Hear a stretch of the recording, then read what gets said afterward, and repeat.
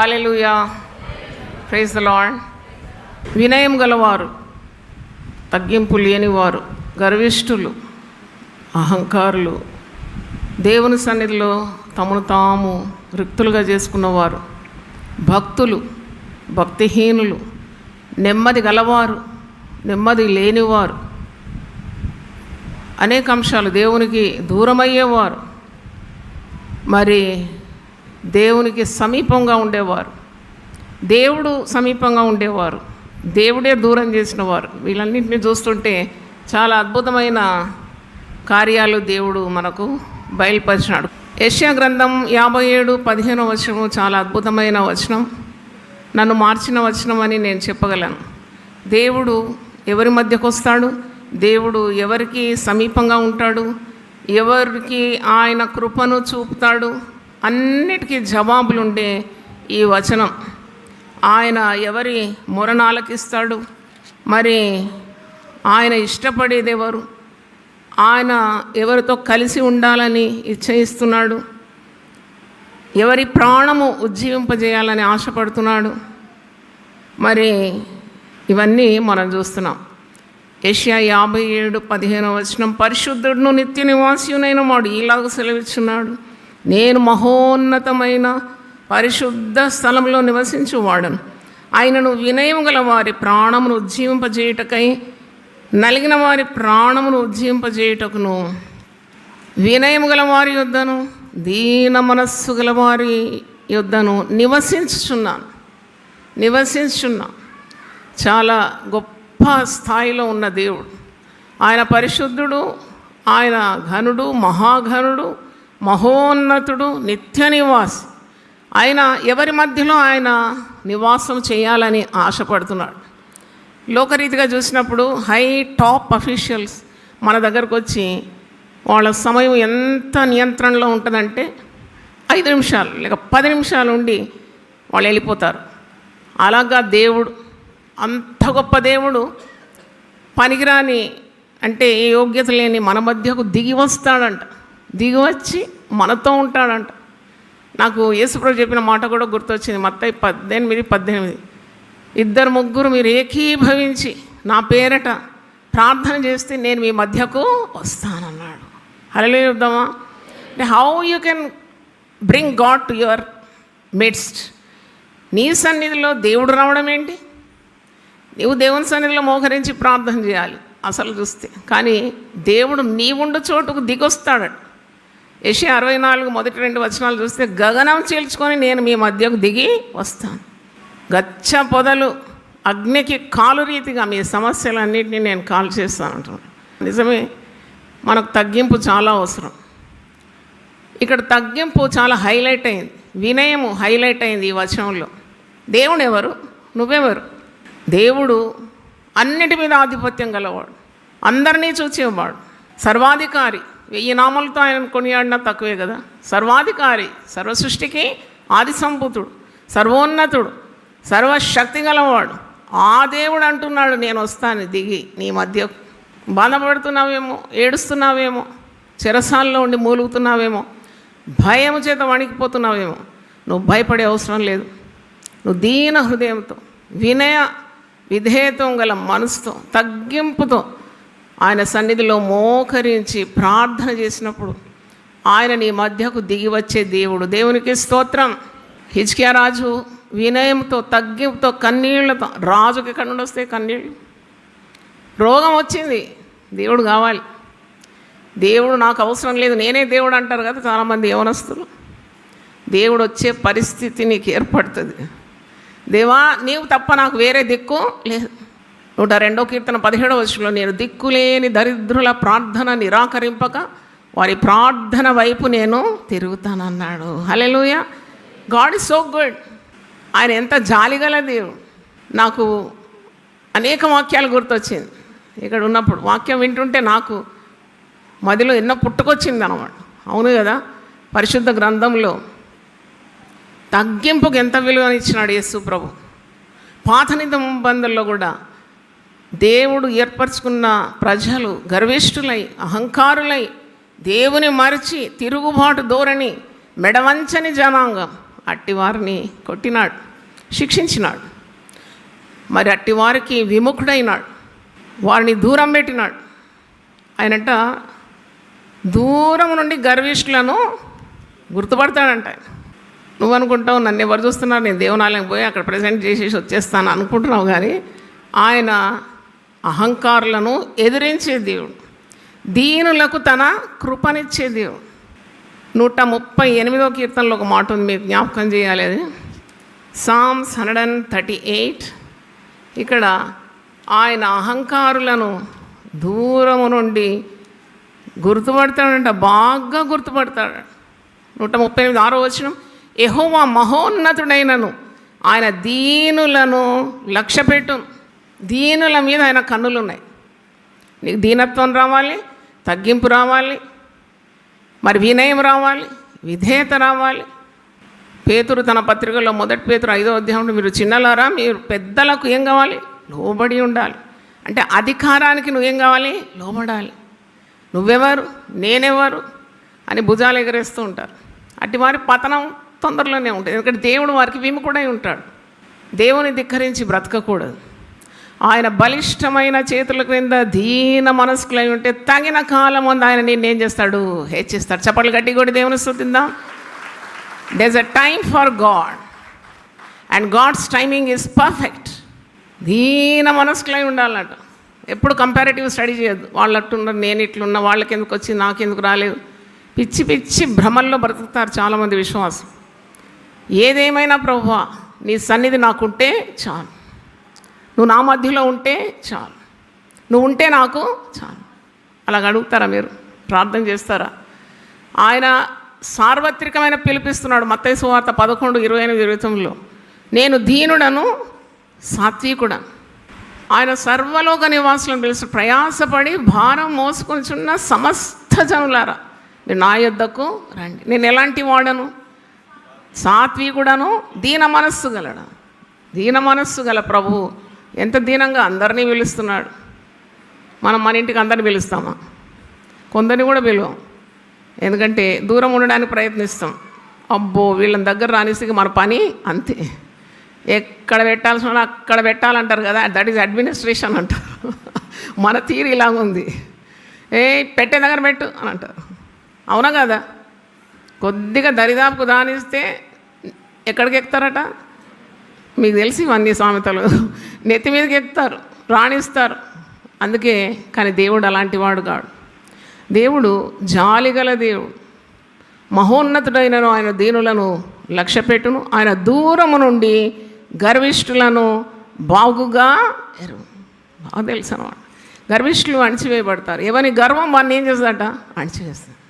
ఎప్పుడు గర్వం పనికిరాదు. తగ్గించుకో, తగ్గించుకో, తగ్గించుకో, ఓర్చుకో, ఓర్చుకో. Definitely God is on your side. అయితే మరి ఇద్దరు దేవాలయానికి వస్తారు కదా ప్రార్థన చేయడానికి. ఒకడు పరిసేయుడు, మరొకడు సుంకరి. ఆ రోజు ఎవరి ప్రార్థన విన్నాడు దేవుడు?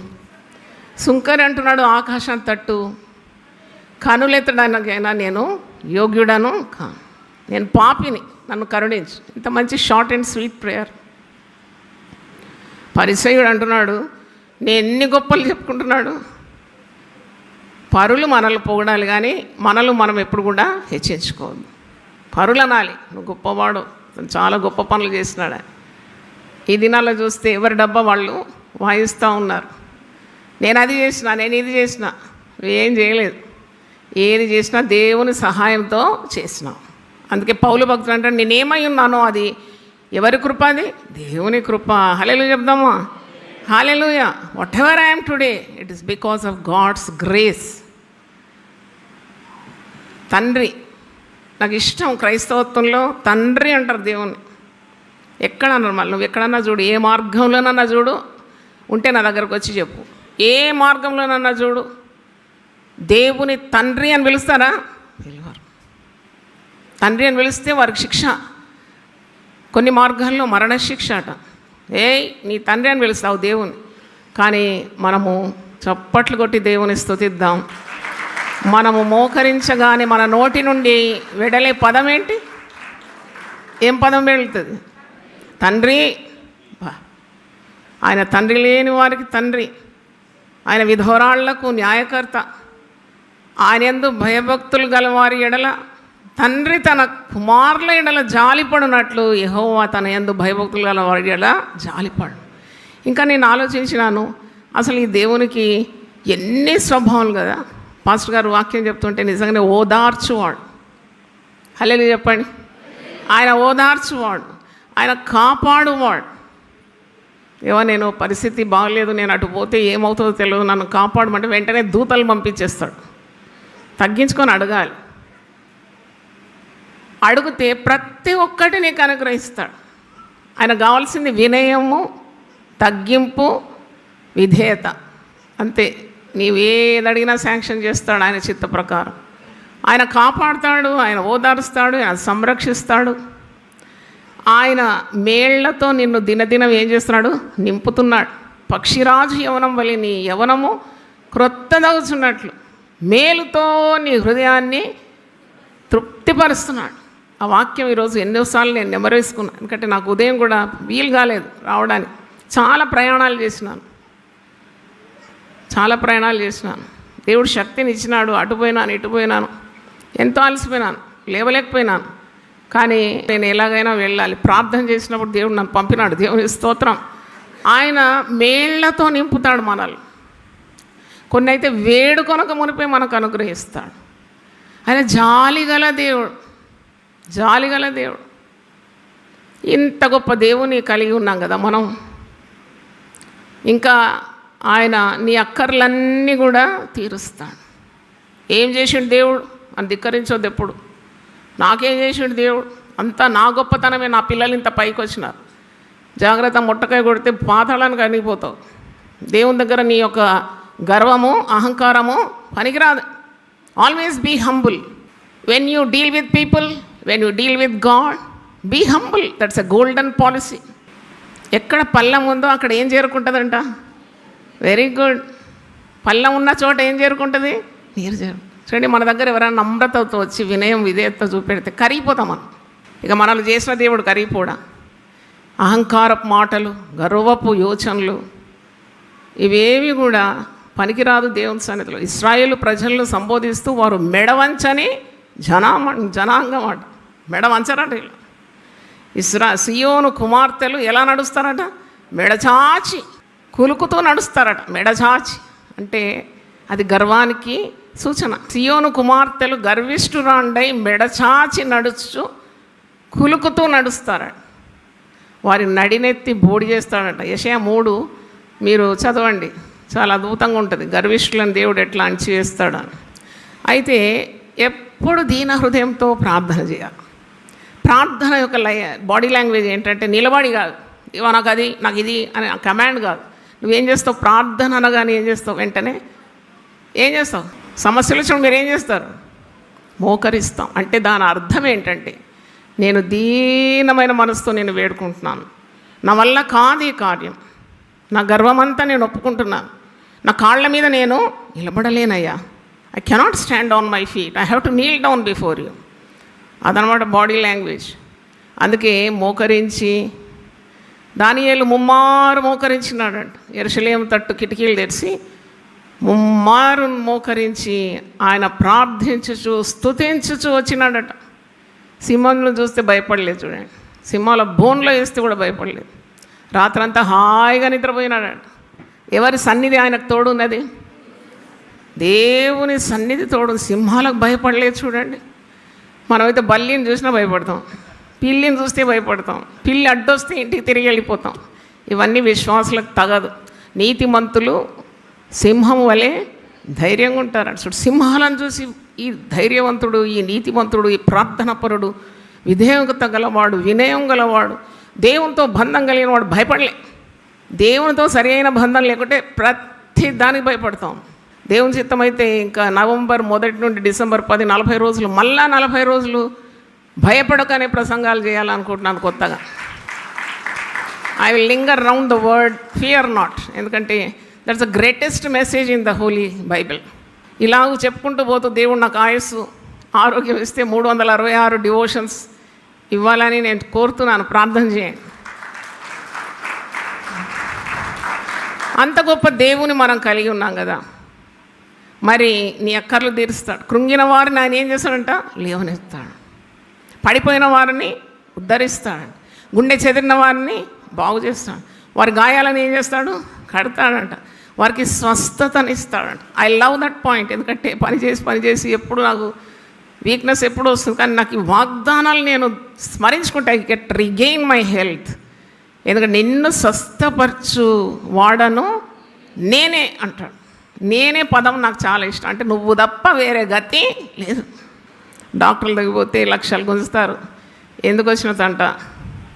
నన్ను కలగజేసిన వాని యందు విశ్వాసం ఉంచి ఆయన సన్నిధిలో మోకరించి నేను ప్రార్థించినప్పుడు ఆయన నయము చేయని ఏ వ్యాధి, ఏ రోగమో లేదు.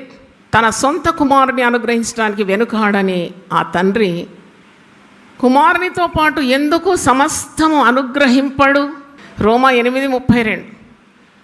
ఈ తండ్రి ఎంత ప్రేమ గల తండ్రి! ఒక్కడు నశించొద్దని, అందరూ నిత్య జీవం పొందుకోవాలని తన సొంత కుమారుని బలిగా అర్పించినాడు, అర్పణగా అర్పించినాడు. మరి కుమారునే అనుగ్రహించినాడు. నీ రక్షణ గురించి ఇంత ఆలోచిస్తున్న తండ్రి నీ యొక్క మెటీరియల్ బ్లెస్సింగ్స్ గురించి నువ్వెందుకు చింతపడతావు?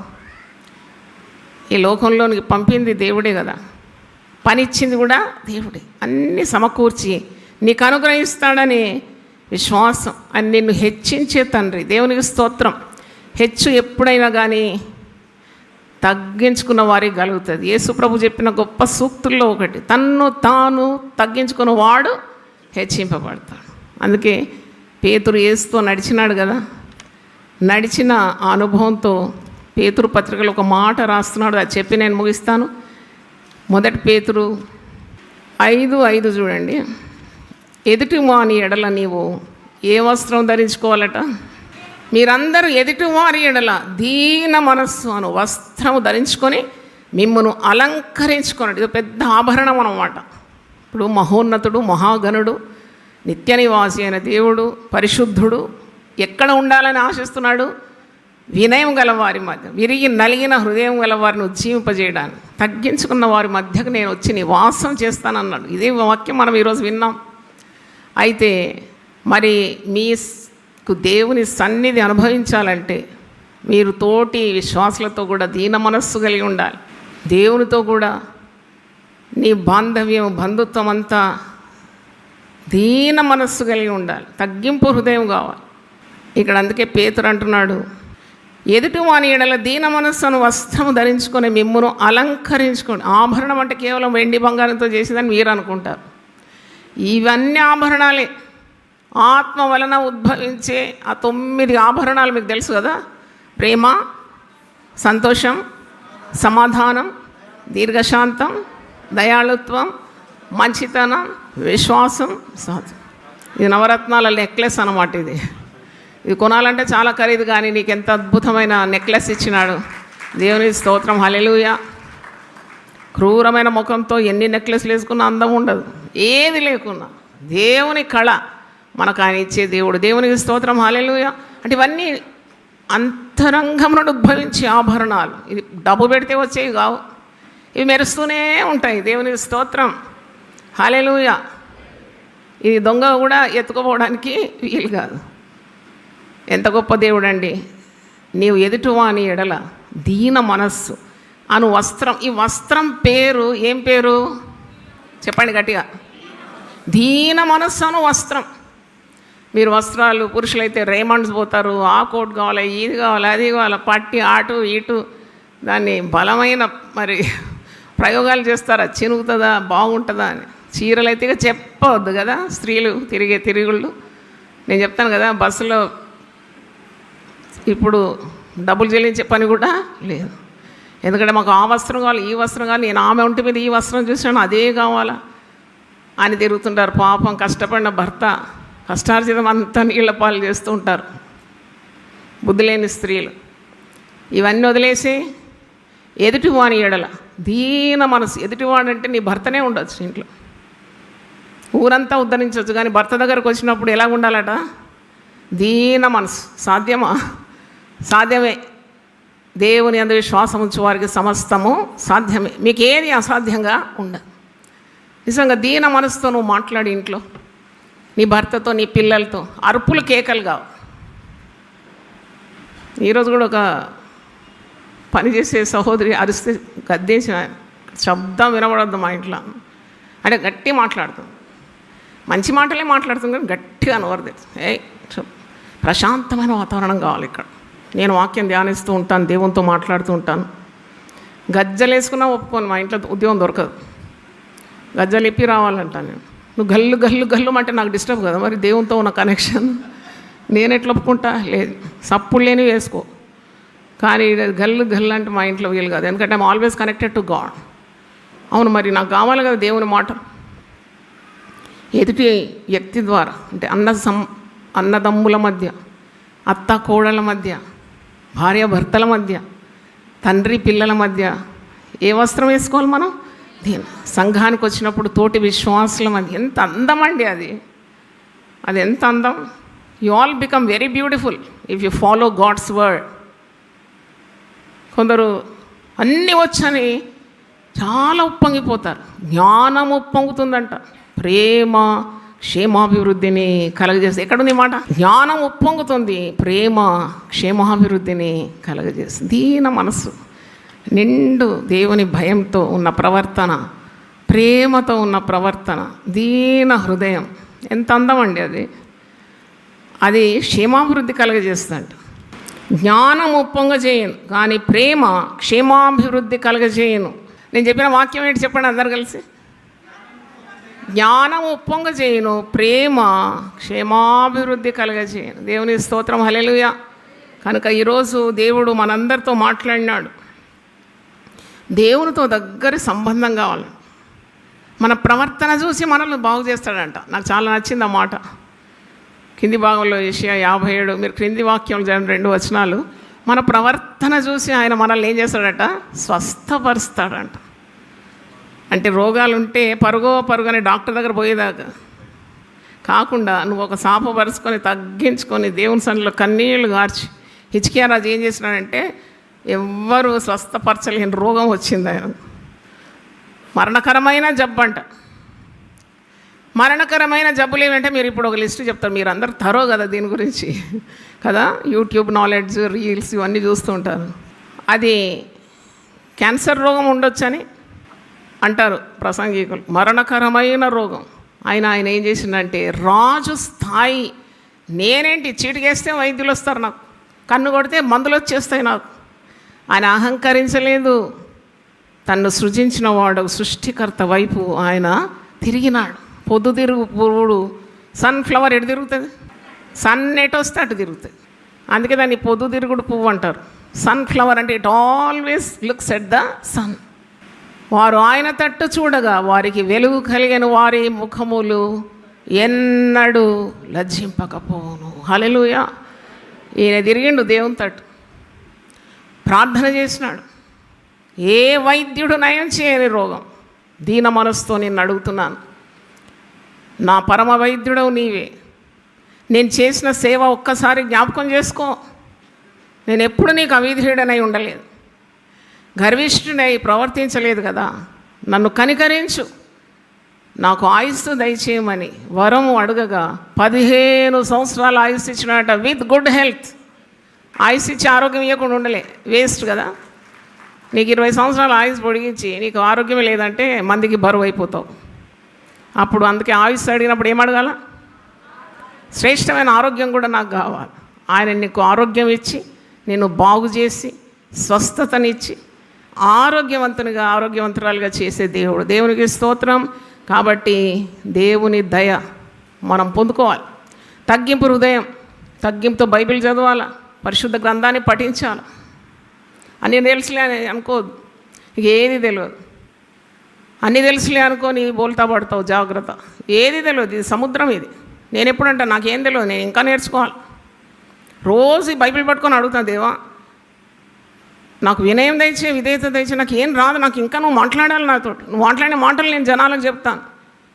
అన్నీ వచ్చని అనుకున్న వానికి ఏది రాదట.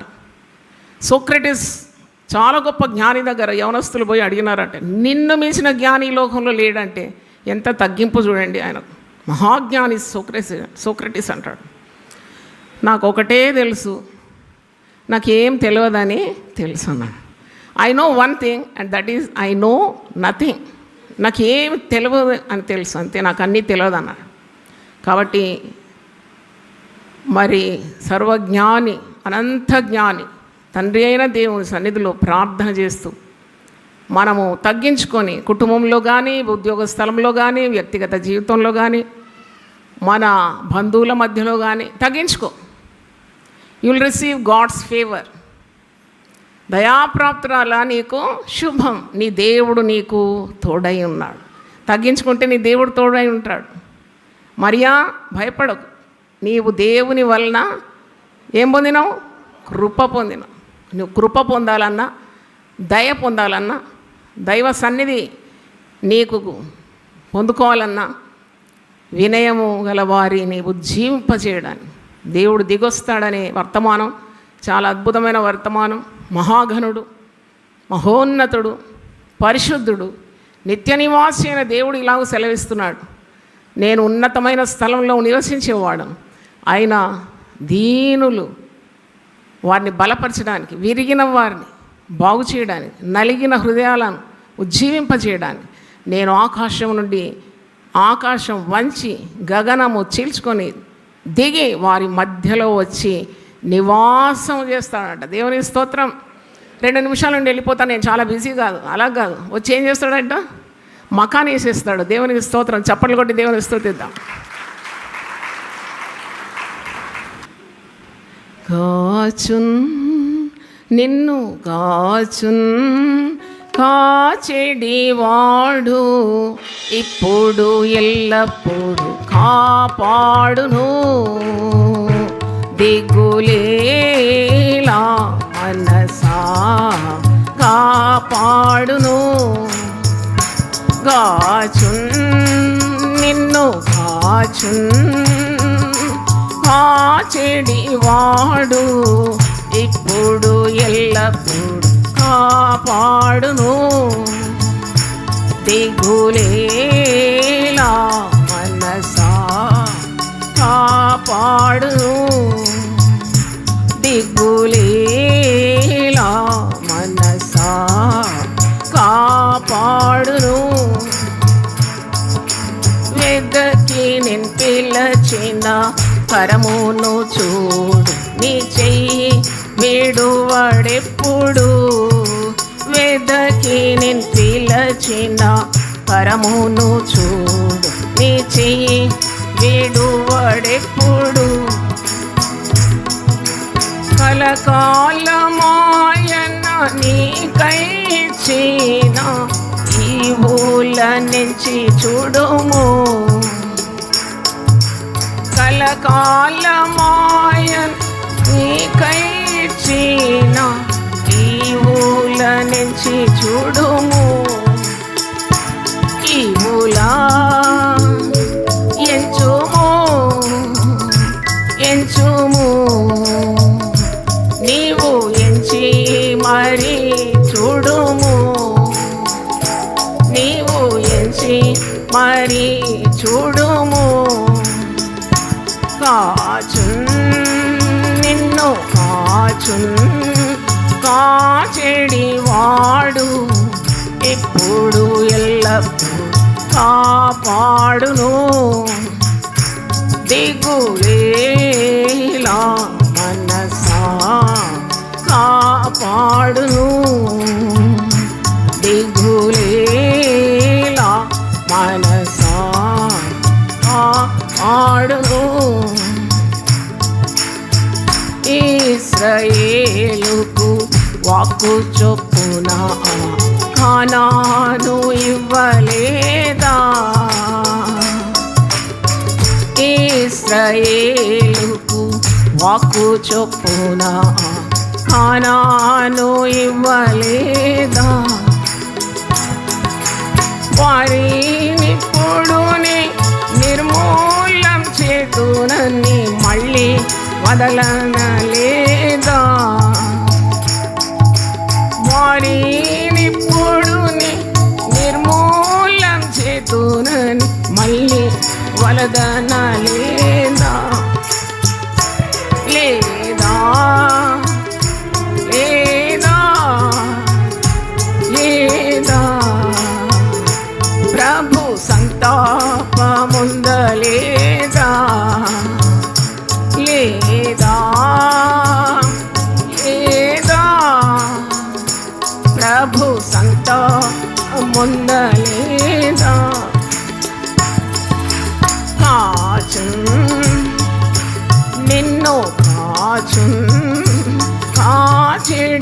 వాడు ఎప్పుడు ఎల్లప్పుడు కాపాడును.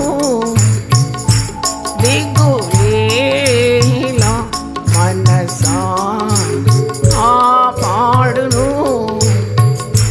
దిగులేలా మనసా కాపాడును. పడిపోయినా నిన్ను విమోచించియు దరి చూపి చేర్చువాడు. పడిపోయినా నిన్ను విమోచించియు దరి చూపి చేర్చువాడు. కొన్ని వేళలందు శిక్షించుచు నిన్ను కసరి తిట్టినవాడు. కొన్ని వేళలందు శిక్షించుచు నిన్ను కసరి తిట్టినవాడు. జయము ఘనత సుఖము నీకెప్పుడు చెడివాడు. జయము ఘనత సుఖము నీకెప్పుడు చెడివాడు.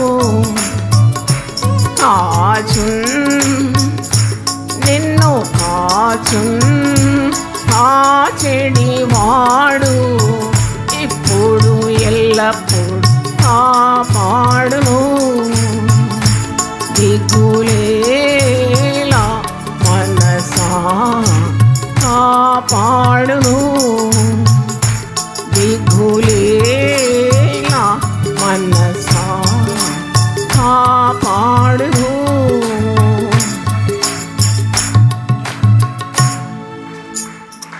హల్లెలూయా. ప్రార్థన చేసుకుందాం. ప్రభువాని పరిశుద్ధ నామమునకు స్తోత్రం. మమ్మల్ని నిత్యం కాచిడి దేవుడు, మా దాగుచోటు నీవేనైనా. మమ్మల్ని మరుగు చేసుకునే దేవుడవు ప్రభు. ఎన్నోసార్లు అవిధేయత చూపిన, గర్వించిన, అహంకరించిన, తిరిగి మమ్మను తిట్టి కొట్టి సరిచేసి గద్దించి శిక్షించి మమ్మను పారవేయలేదు నాయనా. నువ్వు మళ్ళా తిరిగి నీ రెక్కల మాటను మమ్మల్ని దాచుకున్నావు తండ్రి. నీకు వందనాలు. విధేయత మాకు దయచేయండి, వినయం మాకు దయచేయండి, తగ్గింపు స్వభావం మాకు దయచేయండి. మీరు మా అందరితో పరిశుద్ధాత్మ ద్వారా మాట్లాడినందుకు నేను స్తుతిస్తున్నాను. నీకు రెక్కల క్రింద మేము దీన మనస్కులై ఉంటే మేము ఎన్నెన్ని ఆశీర్వాదాలు పొందుకుంటాం ప్రభు. దీనులకు నువ్వు ప్రభా అండగా ఉంటానన్నావు తండ్రి, కృపనిస్తానన్నావు ప్రభు. అహంకారులను ఎదిరించి దీనులకు నీ కృపనిస్తానన్నావు. ఎంత గొప్ప దేవుడు నీవు. గగనం చీల్చుకొని దిగి వస్తానన్నావు తండ్రి. అవును ప్రభు, మా మధ్యలో సుఖ నివాసం చేస్తానన్నావు. విరిగి నలిగిన హృదయాన్ని అలక్ష్యం చేయనన్నావు. నలిగిన హృదయాన్ని దృఢపరుస్తానన్నావు. విరిగి నలిగిన హృదయం నీకు ఇష్టమైన బలి అన్నావు ప్రభు. You love a contrite spirit. నువ్వు వచ్చి కొద్దిసేపు ఉండడం కాదు, సదాకాలం మీతోనే ఉంటానన్నావు. మా మధ్యలో నివాసం చేస్తావు తండ్రి. తండ్రి మేము దుమ్ము ధూళి వంటి వారు. ఆయన మా మీద నీకు ఇంత దయ, ఇంత ప్రేమ, ఇంత జాలి, ఇంత కరుణ, ఇంత చింత. అవును ప్రభు, మహోన్నతుడు, మహాఘనుడు, పరిశుద్ధుడు, నిత్య నివాసైన దేవుడు. నేను వస్తాను మీ మధ్యలోకి. ఇంకేముంది ఇంతకంటే శుభవార్త? నేను వస్తాను, మీ మధ్య నివాసం చేస్తాను. నలిగిన మిమ్మల్ని దృఢపరుస్తాను. విరిగి నలిగిన హృదయాన్ని నేను అలక్ష్యం చేయను. బలపరుస్తాను, ఉజ్జీవింపజేస్తాను, ధైర్యపరుస్తాను, శక్తినిస్తాను. ఎన్ని మాటలు ప్రభువా! భక్తిహీనులకు ఈ అవకాశమే లేదు. వారెప్పుడు కలవరంతో కదులుచుండు సముద్రం వలె వారు మైలగక్కుతూ ఉంటారని. కానీ నీతిమంతులకు నీవు సమాధానము ఆశీర్వాదంగా ఇచ్చినావు. ఏమని మనస్సు నీ మీద ఆనుకొని ఉండునో వాని పూర్ణ శాంతి గల వానిగా చేసే దేవుడు. ప్రభువా, శాశ్వతమైన ప్రేమతో మమ్మల్ని ప్రేమిస్తున్నావు. విడవకుండా నీ కృప మా ఎడల చూపుతున్నావు తండ్రి. నీకు స్తోత్రం, వందనాలు చెల్లిస్తున్నావు. విన్న వాక్యం సాతానుడు అపహరింపగా నీరు కట్టి ఫలింపజేయమని ప్రతి ఒక్కరిని తాకినావు తండ్రి. నీకు స్తోత్రం. అహంకారాన్ని పక్కన పెట్టి గర్వం వదులుకొని వినయం విధేయతతో తగ్గింపు సమతో నీ సన్నిధిలో మోకరించి కరుణ కొరకు, జాలి కొరకు, కనికరం కొరకు, సహాయం కొరకు అభ్యర్థించాలి. అవును తండ్రి, అప్పుడు ఎంత ధైర్యం మా హృదయంలో వస్తుంది. నువ్వు ఉన్న చోటనే ధైర్యం, నువ్వు ఉన్న చోటనే సంతోషం. నువ్వు మా మధ్యలో ఉంటే ఇంకా మాకేం కొదువ. సింహపిల్లలైనా లేమి గలవై ఆకలి ఉంటుంది యెహోవాను ఆశ్రయించే వారికి ఏ మేలు కొదవలేదు. నాయన సహాయం దయచేయండి. వచ్చిన పిల్లలందరినీ దీవించి వివిధ మాధ్యమాల గుండా వింటున్న వారిని కూడా బలపరిచి వారి కుటుంబాల్లో ఉన్న అక్కర్లు తీర్చి మరి భౌతికంగా వచ్చిన వారికి తిరుగు ప్రయాణంలో తోడుండి నడిపించమని యునైటెడ్ పీపుల్ ఫెలోషిప్ అందిస్తున్న పరిచర్లన్నిటి మీద నీ కృప, నీ జాలి, కరుణ ఉండాలని యేసు పరిశుద్ధ నామములో అడిగి వేడుకుంటున్నాను తండ్రి. ఆమేన్, ఆమేన్. హల్లెలూయా. చేతులెత్తి మనం హల్లెలూయా చెప్దామా? హల్లెలూయా, హల్లెలూయా. దేవుడు మనలందరినీ ఆశీర్వదించునుగాక. తండ్రి అయిన దేవుని ప్రేమ, యేసుక్రీస్తు కృప, పరిశుద్ధాత్మ సహవాసం మనందరితో సదా తోడై ఉండునుగాక. God bless you. Thank you.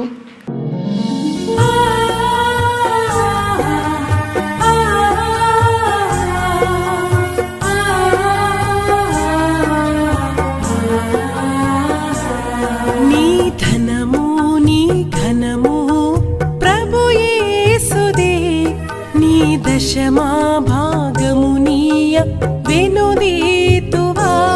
నీ ధనము నీ ఘనము ప్రభు యేసుదే, నీ దశమా భాగమునీయ వెనుదీతువా. ధరలోన ధనధాన్యములనీయగా కరుణించి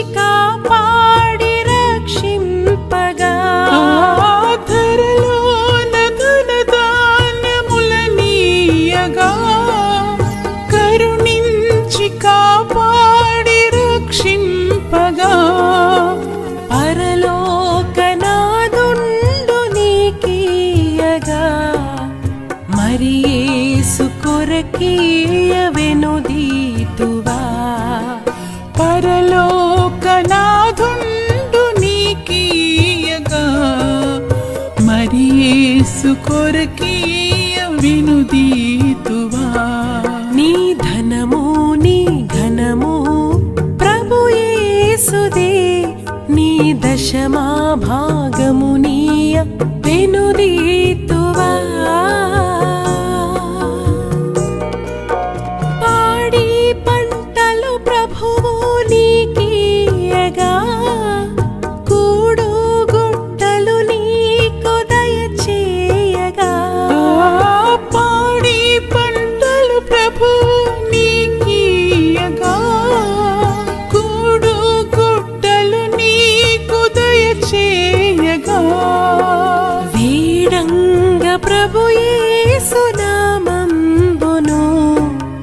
గడువేల ప్రభుకీయ